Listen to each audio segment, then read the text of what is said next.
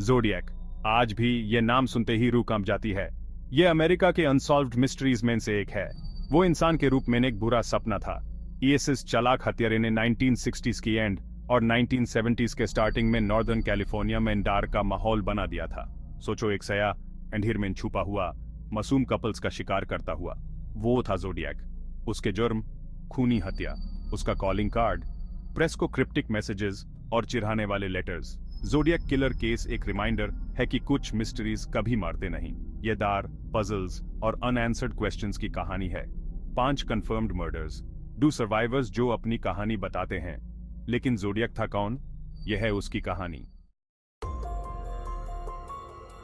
साल 1968, northern California. यह एक ऐसा वक्त ही था जब दुनिया बदल रही थी और लोग नए सपने देख रहे थे। ज्यादातर लोगों के लिए यह पीस और लव का टाइम था, लेकिन जो ज़ोडिएक के साथ रास्ते में आए उनके लिए यह एक तूफान की शुरुआत थी। यह एक ऐसे खौफनाक कहानी थी जो कभी ना भूलने वाली थी। उसके दार का राज यंग कपल्स के साथ शुरू हुआ, जिनकी लाइफ सनसान लवर्स लेन्स में खत्म कर दी गई। ये जगहें जो पहले प्यार और सुकून की थी, अब मौत के मंजर बन गई थी। दिसंबर 20, 1968 को पहली कंफर्म्ड विक्टिम्स की डेथ हुई, डेविड फैराडे और बेटी लू जेनसन। उनकी मौत ने पूरी कम्युनिटी को हिलाकर रख दिया। लेक हरमन रोड पे उनकी घर के पास गोली मार दी गई। कम्युनिटी शॉक में था। लोग समझ नहीं पा रहे थे कि आखिर ये सब कौन और क्यों कर रहा है। ऐसा भयानक काम कौन कर सकता है? पुलिस और इन्वेस्टिगेटर्स के लिए ये एक बड़ी पहेली बन गई थी। फिर सिर्फ 6 महीने बाद, जुलाई 4, 1969 को एक और कपल, डार्लिन फेरिन और माइकल हार्टनेल पे ब्लू रॉक स्प्रिंग्स पार्क में अटैक हुआ। ये अटैक पहले से भी ज्यादा वायोलेंट था। डार्लिन की डेथ हो गई, लेकिन माइकल चमत्कारी रूप से जिंदा बच गया अपनी कहानी बताने के लिए। उसकी कहानी ने सबको और भी ज्यादा डरा दिया। ISIS बार किलर ने उनकी घर पे एक चिलिंग मैसेज छोड़ा, एक क्रिप्टिक सिंबल और रिस्पॉन्सिबिलिटी का दावा। ये मैसेज और भी ज्यादा कंफ्यूजन और दर्द पैदा कर रहा था। ये बुरा सपना शुरू हो चुका था। लोगों के लिए ये एक ऐसे खौफनाक कहानी थी जो उनके ज़हन में हमेशा के लिए बस गई। September 27th, 1969. A date that would forever be etched in the annals of crime history. यह दिन सिसिलिया शेपर्ड और ब्रायन हार्टनेल की याद में हमेशा के लिए एच्ड है। उनकी कहानी ने पूरे देश को हिलाकर रख दिया।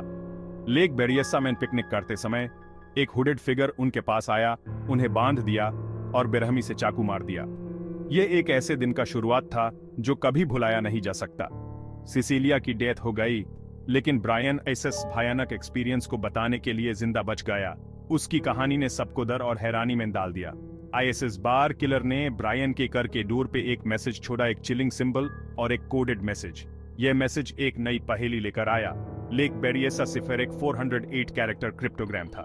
यह सिफर एक ऐसे राज को छुपा रहा था जो सबको परेशान कर रहा था। इसने अथॉरिटीज और पब्लिक को चैलेंज कर दिया। हर कोई इस पहेली को सुलझाने में लगा था। क्या यह किलर की आइडेंटिटी अनलॉक करने की की हो सकती है? यह सवाल सबके दिमाग में घूम रहा था। यह सिफर अजीब सिंबल से भरा हुआ अमेटर और प्रोफेशनल कोड ब्रेकर्स के लिए एक ऑब्सेशन बन गया। हर कोई इस राज को समझने की कोशिश कर रहा था। दिन हफ्तों में बदल गए और प्रेशर बढ़ता गया। हर दिन नई उम्मीद और नई नफरत लेकर आता था। आखिरकार कई दिनों की मेहनत के बाद एक स्कूल टीचर और उसकी वाइफ ने कोड तोड़ दिया। उनकी मेहनत रंग लाई, लेकिन एक नाम की जगह मैसेज में किलर के मन की एक झलक दिखाई दी। यह मैसेज और भी ज्यादा पहेलियों से भरा था। वो अटेंशन चाहता था, दर्द से खुश होता था और विक्टिम्स का वादा करता था। उसकी सोच और इरादे सबके लिए एक राज बन गए। जैसे जैसे वीक्स बीतते गए, सैन फ्रांसिस्को के लॉकडाउन में जीने लगे। ज़ोडिएक का साया हर जगह था। उसका अगला कदम अनप्रेडिक्टेबल था। फिर अक्टूबर 11, 1969 को किलर ने फिर से वार किया। ISIS बार उसका विक्टिम था पॉल स्टाइन। सैन फ्रांसिस्को में एक cab driver point blank range से गोली मारी गई। एक ऑर्डिनरी दिन का भयानक अंत। डिटेक्टिव, लेकिन यह मर्डर अलग था। किलर ने एक चिलिंग ट्रॉफी ली, पॉल स्टीने की शर्ट का एक टुकड़ा। बाद में उसने ये सैन फ्रांसिस्को क्रॉनिकल को मेल किया, एक टॉन्टिंग लेटर के साथ। ISIS हरकत ने प्योर सिटी को हिला के रख दिया। ज़ोडिएक अपने गेम को बड़ा कर रहा था, बोल्डर और ज्यादा ऑडेशियस बन रहा था।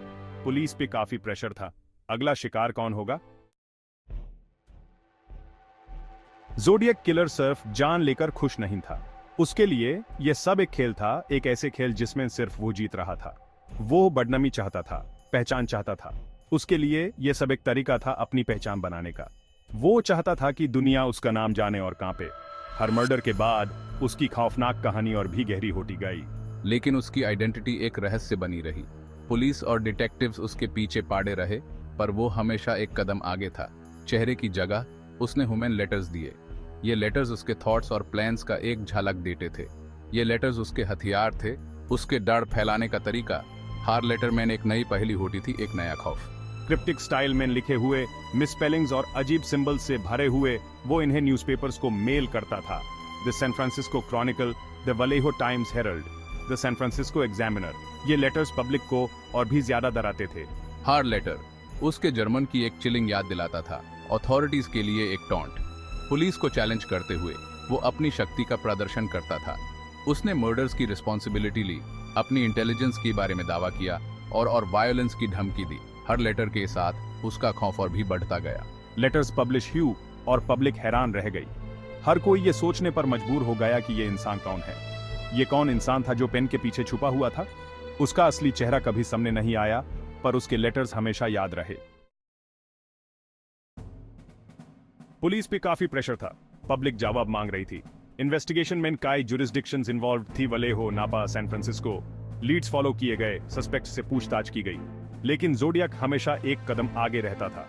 Detectives Toshi R. Armstrong from the San Francisco Police Department, Sergeant Les Lundblad from the Vallejo Police Department, Inspector David Toshi from the San Francisco Police Department, और Sheriff's Office, Detectives Jack Mulanax and Bill Armstrong, ये सभी investigation में की players थे। उन्होंने बिना रुके काम किया, हर लीड को फॉलो किया, हर खबर को सुना। उनकी सारी कोशिशों के बावजूद केस अनसॉल्व्ड रहा। जोडियाक, रात का एक भूत, अथॉरिटीज को टॉन्ट करता रहा और पब्लिक को डराता रहा।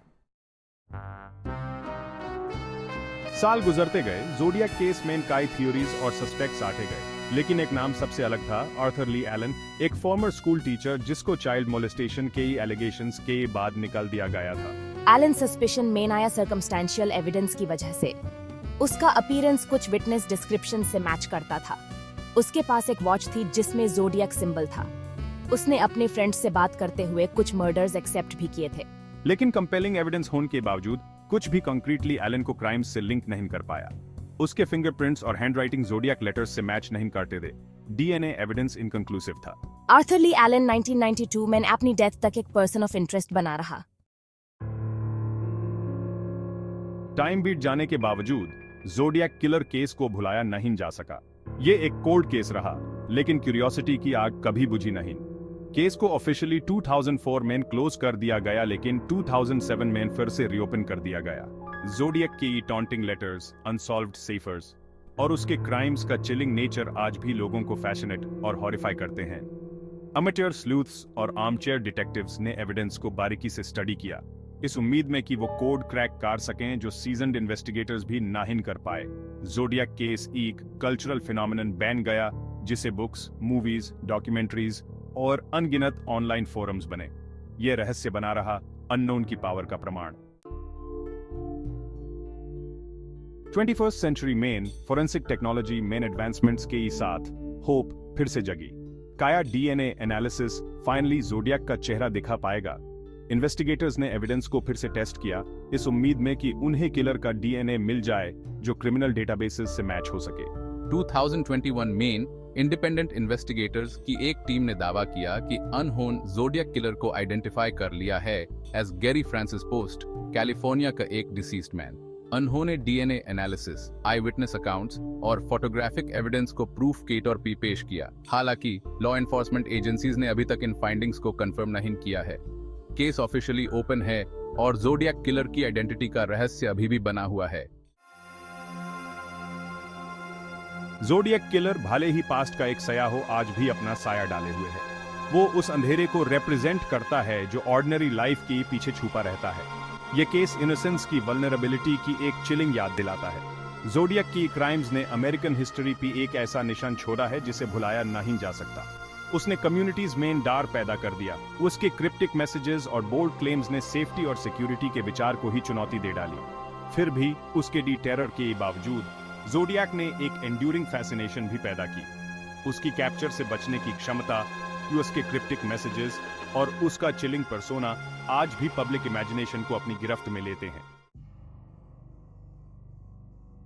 जोडियाक किलर केस, अनआंसर्ड क्वेश्चंस का एक जाल, आज भी हमारे समय के सबसे बड़े रहस्यों में से एक है। क्या हम कभी सच में जान पाएंगे कि वो कौन था? उसने ये भयानक क्राइम्स क्यों किए? टाइम बीत जाने से यादें शायद धुंधली पड़ गई हों, लेकिन सवाल अभी भी हैं।